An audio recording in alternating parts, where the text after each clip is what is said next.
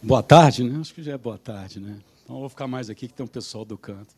Primeiro, agradecer o convite do Clube Mato, protagonista. Muito obrigado, uma honra. Obrigado, Walter, que ficou me ligando. Você tem que vir, você tem que vir. Walter é um companheiro de batalha. Quando o Tarcísio, em janeiro, tinha 7%. Aí é diferente, né?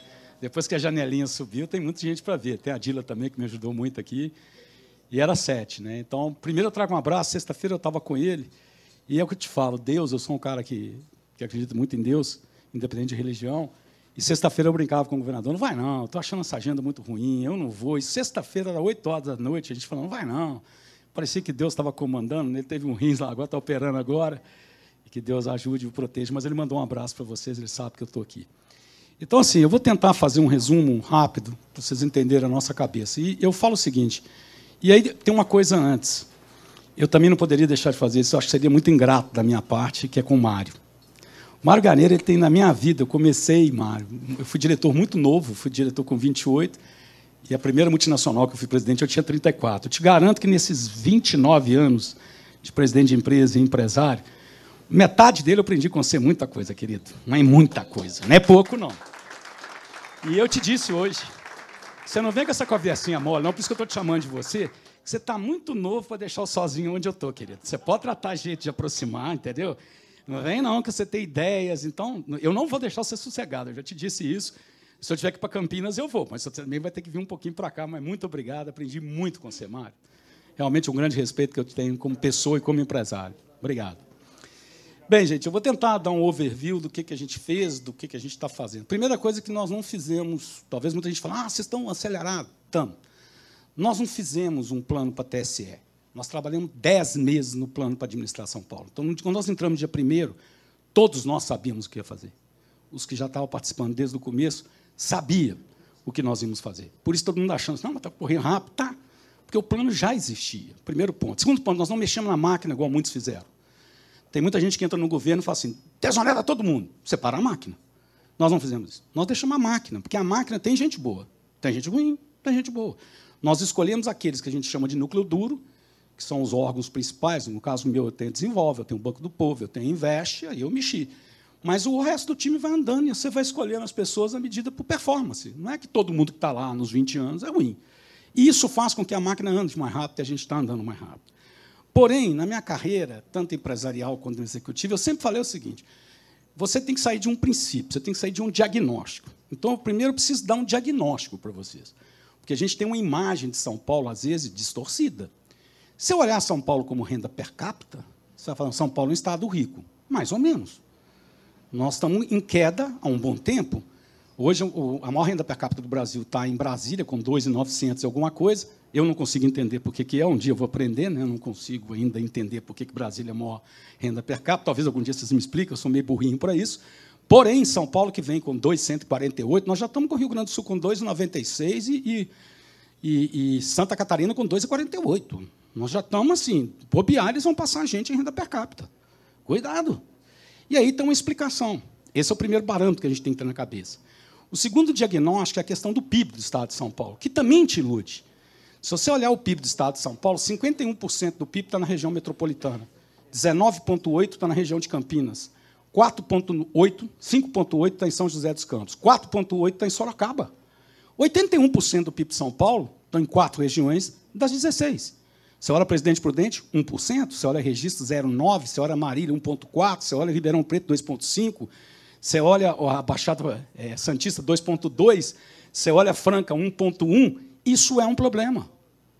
Nós estamos com um desequilíbrio de desenvolvimento no Estado que nós vamos precisar corrigir isso. Esse é outro diagnóstico. O terceiro diagnóstico, ele é muito interessante, porque você tem 645 municípios, 503 com menos de 50 mil, 112 com menos de 20 mil e 60 com menos de 5 mil. Então, o olhar de desenvolvimento, o que eu faço com a cidade com 5 mil habitantes? O que eu faço com a cidade de 20 mil habitantes? Então, eu tenho um quarto problema, uma quarta variável, que mexe na estrutura nossa. E tem as vantagens. Temos talvez o maior polo logístico do Brasil, tem o maior porto da América Latina, com 176 milhões de toneladas de movimentação. Temos 2 aeroportos muito bem localizados, o Viracopos, que é o segundo de carga, de trânsito e carga, e o primeiro de importação, mas você tem Guarulhos, E você tem uma malha logística de São Paulo invejável. Você pega Campinas, você tem 4 estradas. Você tem Washington Luiz, Dom Pedro I, Anhanguera e Bandeirantes. Então, você tem a capacidade logística de movimentação. A gente tem um rio que a gente precisa resolver a questão do Tietê, até para ser transitável. Eu sou defensor da hidrovia. Tá? E temos que recuperar o histórico nosso, que é a ferrovia. Nós abandonamos a ferrovia de São Paulo. Então, nós viemos com um projeto muito forte de, tanto na malha ferroviária de carga como na malha ferroviária de transporte. Dia 31, agora, um trabalho brilhante do Benini, que é o nosso secretário de PPI, sai o edital do trem São Paulo-Campinas. Depois nós vamos fazer São Paulo-Sorocaba, São Paulo-São José dos Campos, não na mesma ordem, e São Paulo-Santos, porque eu tenho que desafogar a questão de movimentação de mobilidade.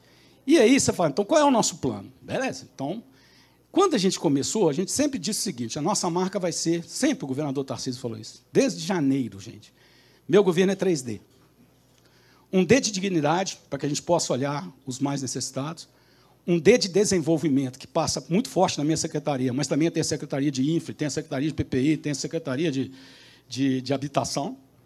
Tá? E esse é o principal, um D de diálogo. Nós não queremos fazer economia de governo, nós vamos fazer economia de Estado.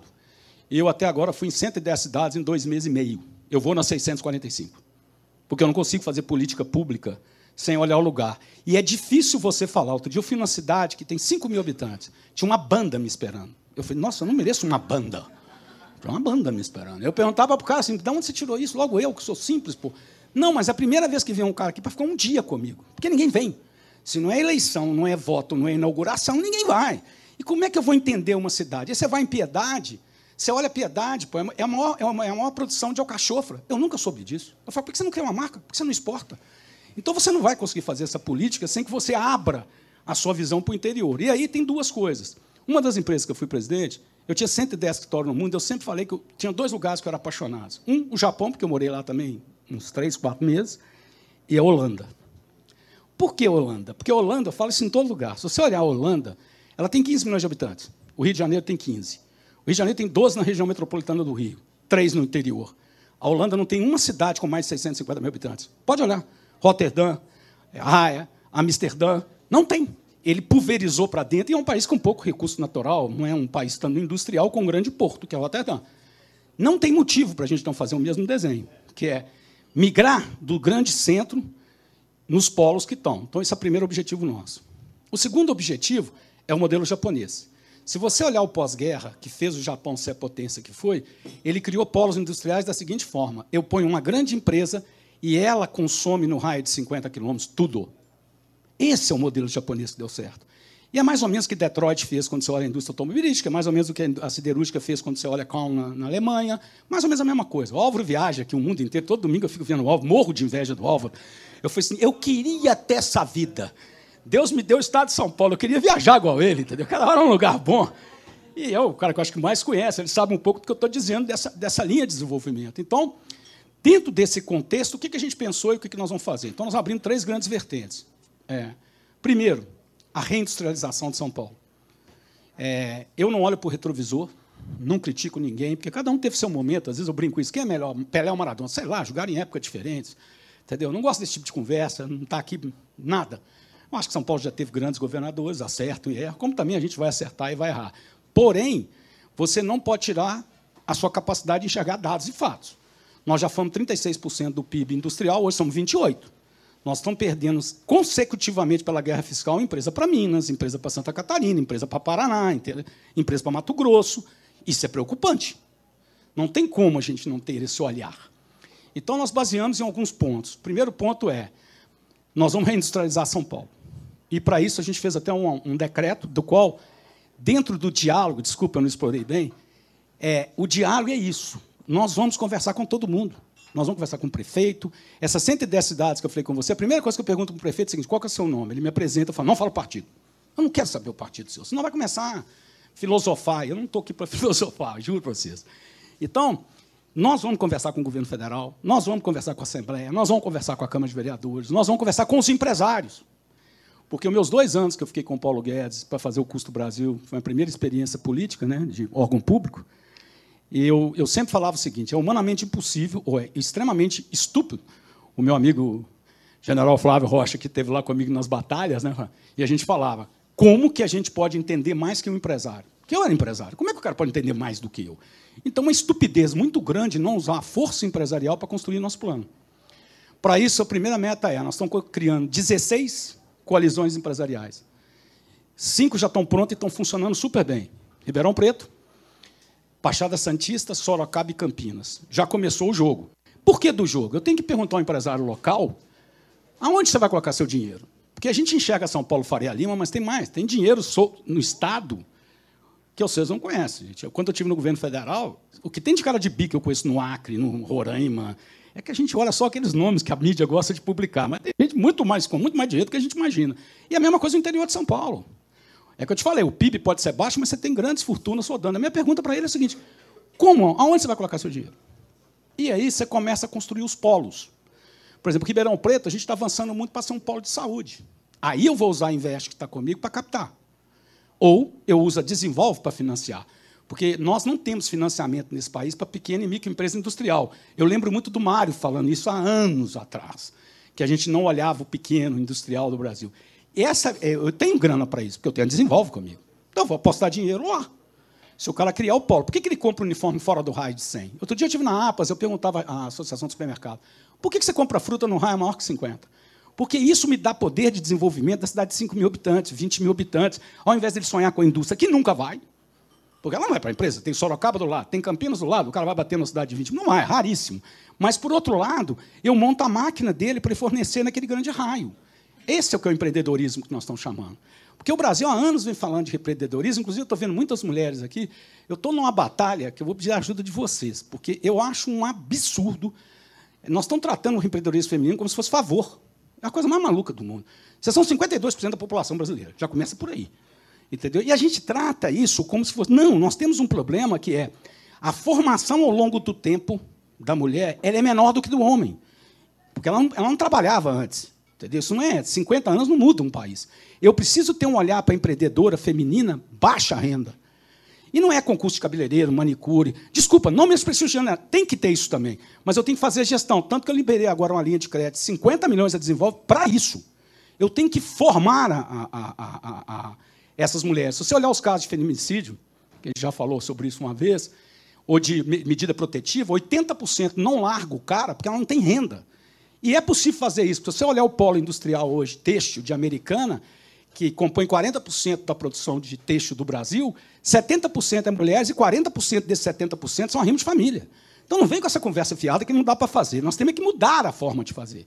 Nós temos que não só treinar para a atividade, a capacitação, mas temos que treinar para o empreendedorismo natural. Eu tenho que dar crédito, eu tenho que dar formação, eu tenho que dar curso. Isso eu fiz uma parceria muito forte com o Sebrae, com o Senac, com o Senai. É a primeira vez que nós vamos colocar todo mundo numa mesma mesa. Eles estão apoiando muito, para que a gente possa ter esse olhar de desenvolvimento. Senão, o resto é balela. Falar que eu treinei 1 milhão de pessoas, eu pergunto, quanto que a gente empregou, Álvaro? Não tem esse dado, então, para mim, não vale, não é efetivo.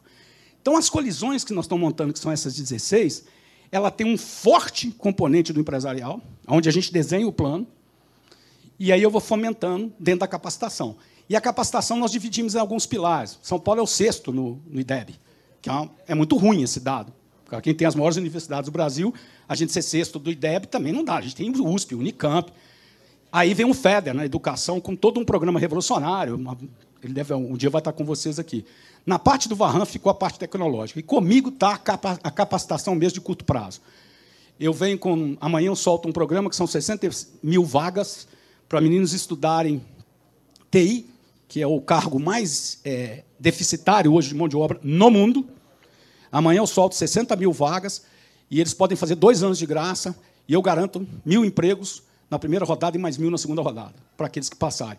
Meu foco, Paraisópolis, aqueles que pequena renda que não tem, e a cidade de 20 mil, de 15 mil. Não é o foco de São Paulo e nem é um programa para classe média alta. Se a gente olhar as ETECs de São Paulo de curso técnico, forma 40%. Se você olhar o curso técnico nosso, não é para o pobre. Pobre não passa na USP, pobre não passa na Unicamp, muito menos vai passar nas escolas técnicas, a gente faz o jeito que nós estamos fazendo. Então, vem um movimento revolucionário também da educação, que estão com outras áreas, essa parte está comigo. Então, no frigir dos ovos, o que nós estamos olhando? Reindustrialização, principal pilar nosso.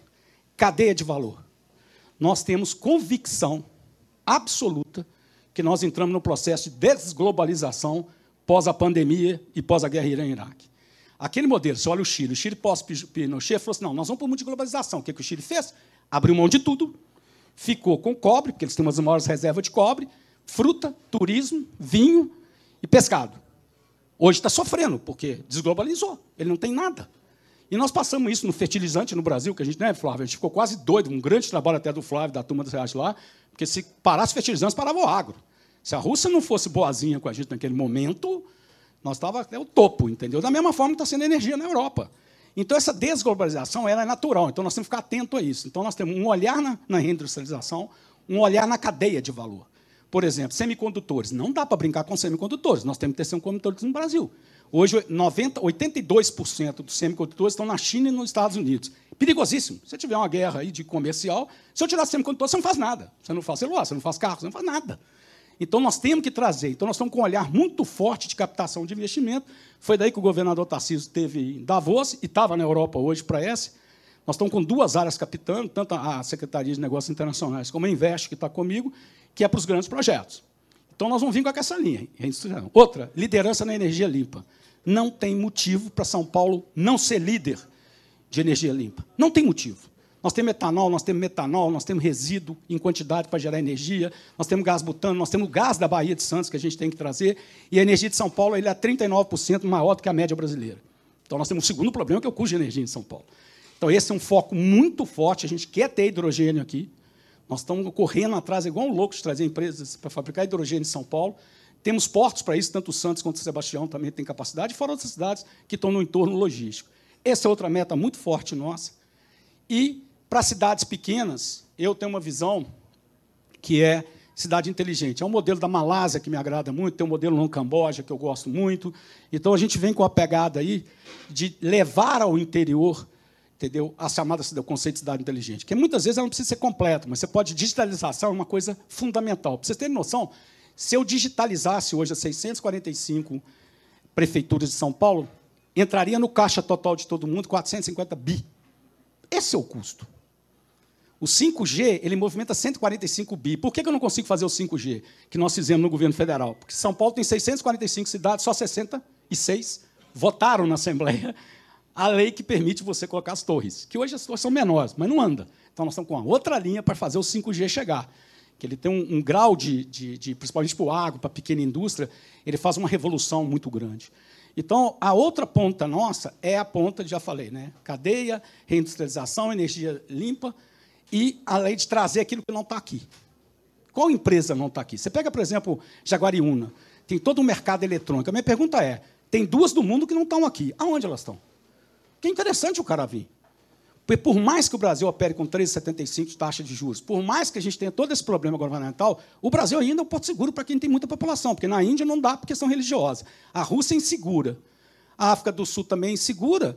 Então, o porto seguro de se apostar ainda é o Brasil. Entendeu? O que nós estamos brincando é que nós estamos com a taxa de juros muito alta, o cara brinca, tira da bolsa. Pô, não, você vai pagar. Ontem eu apliquei dinheiro, eu morri de rir. 13,75 mais 1,25, sem R. Nós estamos loucos, eu não vou colocar dinheiro na produção. 15% livre, Álvaro, você está louco. Ontem me ofereceram, eu entrei, entendeu? Não tem como não entrar. Mas é ruim. Mas ainda a gente é porto seguro para fazer a captação das empresas. Então, essa é outra programa muito forte. Daí vem na ferrovia, como eu falei, já vem os trens, tanto operacional como o de intercidades, como de ferrovia, de recuperação de rodovia. Vem o plano nosso de infra, que é muito forte. E aí eu conto para vocês que eu odiava o Tarcísio. Eu tinha ódio dele. Eu fiquei 2 anos com o Paulo Guedes, eu tinha ódio, não é ódio. Porque ele é o maior batedor de meta e eu não sei perder para o ímpar. Eu fazia 94, ele fazia 98. Eu fazia 95, ele fazia 99. Eu tinha ódio dele até que a gente começou a trabalhar junto, né, Flávio? General, lá no projeto Marco da Ferrovia e o BR do Mar, que a gente trabalhou junto nesse projeto do Custo Brasil. Aí eu fiquei fã, mas ele é matador de meta. Eu nunca vi. Então, ele tem uma cabeça dele do que ele vai fazer, e ele vai cobrando. Ele não tem muita... E é um cara que é 24 horas, e super inteligente. Então, assim, na parte de infra, que é o berço dele ainda, ele vai vir, ele vai terminar as 2.000 obras que estão inacabadas. Esse é o primeiro objetivo nosso. Nós já começamos numa velocidade muito grande, soltando no rodanel depois de 20 anos. E diga a vocês que aquela pancada, eu ia falar porrada, desculpa as mulheres, que ele deu lá, que todo mundo... É porque ninguém queria divulgar. Então, a gente resolveu já dar pancada para alguém divulgar que ficou 20 anos sem o Rodanel, e o Rodanel veio, porque ninguém queria divulgar. Então, é uma estratégia, dá uma pancada e chama atenção. Né? Fala que você é louco, mas pelo menos eles vão falar que nós fizemos o Rodanel. E aí vem essa cultura toda nossa. Qual é o embate do diálogo com o empresário? Que nós precisamos de vocês. Se o empresário se organiza, a gente falava isso muito lá no Ministério da Economia, com o Paulo, nós não passamos a reforma tributária porque o setor desorganizou. Nós não passamos a administrativa porque o setor desorganizou. Nós somos muito unidos como empresários, aí eu falo, Mário, também como empresário executivo, até que não mexa no meu queijo. Quando mexer no meu queijo, meu voto é outro. Então, todo mundo precisa da tributária, não, mas desde que não pega meu imposto. E a tributária é outro ponto nosso, fundamental, que nós estamos liderando. O governador Tarcísio de Freitas está liderando, porque nós precisamos fazer. Nem que seja, que é a minha defesa, nem que eu acho que é aí que foi que eu errei quando eu coloquei no Congresso com o Paulo, a gente devia ir para a simplificação. Eu já tive empresa que eu fui presidente, que minha área tributária era maior que a comercial. Juro para vocês. Entendeu? A área tributária é coisa maluca. Eu nunca, toda empresa que eu fui presidente, eu perguntava, o cara é bom? Porque eu não consigo entender, todo dia muda, todo dia sai. Explica para a multinacional como é que você paga salário no Brasil a 1,7. O cara que você está roubando, pô. Você está roubando? Não, mas como é que eu pago 1.000 ele custa 1.700? Ou 2.700. Não, pô, e não entende. Quem é de multinacional aqui já deve ter gasto horas e horas para tentar explicar aos caras lá fora o sistema tributário brasileiro. Então, a simplificação ela é extremamente necessária. Extremamente. E aí, você tem que acabar com a guerra fiscal, que não é bom para todo mundo. Então, tem vários métodos ou metodologias possíveis de fazer isso. Então, nós estamos liderando, nem que seja nesse caminho, mas não podemos deixar de fazer. Porque esse é o tipo de reforma que eu aprendi, que é primeiro ano de governo. Se você não fizer no primeiro ano, você não vai fazer mais. E por isso nós estamos 50 anos falando na reforma tributária. O Mário, eu escutava o Mário já falar disso, que uns 30 atrás, né, Mário? Você está com 50, desde os 20 que você fala, né, Mário? Mas o Mário é um cara que sempre liderou isso, sempre falava, cara, nós temos que fazer, mas não anda. Eu escuto desde 10 anos que nós vamos fazer e não vai. Então, esse é outro ponto muito forte nosso. E, por fim, eu diria assim, essa abertura que a gente precisamos de vocês, ela tem um cunho muito importante. Não se constrói, eu não acredito mais na minha experiência que eu tive. Eu passei aí nos 26 anos como empresário executivo, sempre reclamando, né? Todo mundo no Congresso é vagabundo. Não, não é. Tem muito deputado bom, mas muito. Tem muito senador, eu diria a vocês que até a maioria do que eu convivi, dos projetos que eu fiz. É a mesma coisa Assembleia, vereador, é igual na nossa empresa também. Tem gente boa e gente ruim na nossa empresa. Vira e mexe, você tem que dar uma capada lá, porque vai ter alguém fazendo besteira. O problema maior não é esse, o problema é o quanto que nós queremos fazer a diferença. E aí também eu chamo a atenção de vocês. Eu tive a honra de escrever o PL do lobby. Esse é um dos que eu estava no meio. Porque ninguém quer o lobby nefasto. Ninguém quer isso. Mas o lobby é de direito. Olha a economia americana, olha a economia europeia, olha a economia da China, olha a economia russa. Todas elas, participação empresarial no comando da economia. Você pode ver os debates que tem nas campanhas eleitorais, a última que teve do Biden com o Trump, que hora que eles falaram de economia? Economia de Estado, ela não é de governo. Por isso que nós precisamos organizar vocês, empresários, empresárias, executivas, para criar uma economia de Estado. Algumas coisas são curto prazo, outras coisas são médio prazo e outras coisas são longo prazo. Você precisa ter uma política de desenvolvimento que vá além dos 4 anos que nós vamos estar. Pode ser 8? Além dos 8. Porque se cada um entrar, é o que acontece hoje, você não tem uma economia de Estado definida, um plano definido, o que acontece? Muda o prefeito, todo mundo fala. É igual a empresa, para me finalizar. Minha empresa, eu sempre brinquei o seguinte, a média do CEO no Brasil, média, é 5 anos. A gente sempre fala que o CEO recebe 3 cartas quando ele assume, Álvaro. Aí ele, quando apertar, você abre a primeira carta. Ele abriu a primeira carta e falou assim, coloca a culpa no antecessor que você ganha 1 ano e meio. O antecessor é uma merda, vamos mudar a estrutura inteira, demite todo mundo, reduz custo, muda todo mundo. Aí passou 1 ano e meio e não melhorou. Ele olhou, abriu a segunda carta. Contrata um Big Four aí de planejamento estratégico, que você vai dar resultado nos próximos 3, mas começando no terceiro. Não arrisca falar que é no primeiro, né? Aí passou os 5, ele abriu a terceira carta, estava escrito, faça 3 cartas para o seu substituto. Então é mais ou menos assim que se vira. Nós temos que sair desse jogo. Então, nós precisamos criar uma base de um projeto que, de hora que ele estiver pronto, a gente precisa de sustentabilidade da Assembleia Legislativa para ele tornar um projeto de Estado. Da mesma forma que nós fizemos agora. O que nós fizemos?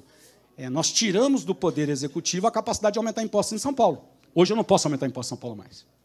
Nenhum governador vai poder, porque nós aprovamos que quem, para passar, tem que ter a maioria da Assembleia.